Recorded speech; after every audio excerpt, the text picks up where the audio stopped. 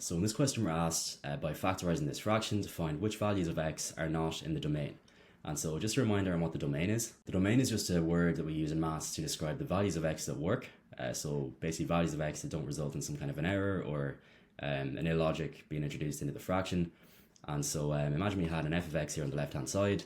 We're just basically trying to figure out which values of x we can plug into this function to actually maintain a normal fraction that doesn't have a division by zero error. And so we can actually usually do this by factorization on the bottom, but I'm just going to be factorizing on the top as well to kind of show you why this works the way that it does. And so if we begin to factorize our fraction, we can see we've got x squared plus 3x on the top. And so of course we can take out an x here. So we're going to have an x out in front, and then that x is going to be multiplied by x plus 3 because we've just taken out an x from both terms. And we do the exact same thing on the bottom, except it's going to be x plus 2. So x squared plus 2x becomes x times x plus 2. Again, just taking out an x term.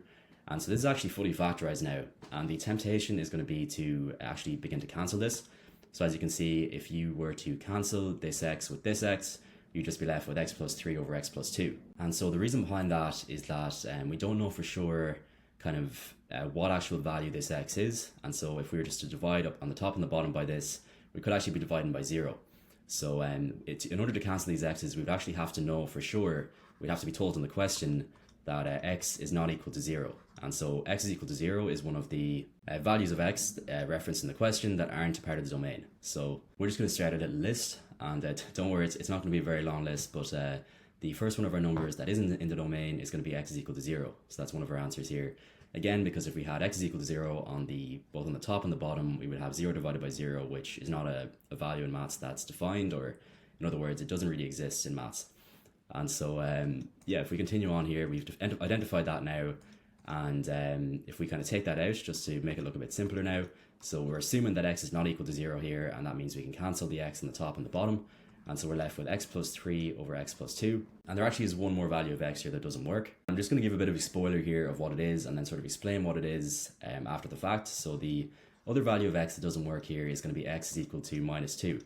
And so the reason for this is because if we plug in x is equal to minus 2 here and see what happens, we're going to have x plus 3 over minus 2 plus 2. Again, plugging in minus 2 for x. And so as you can see, this is going to become x plus 3 on the top, so that's fine.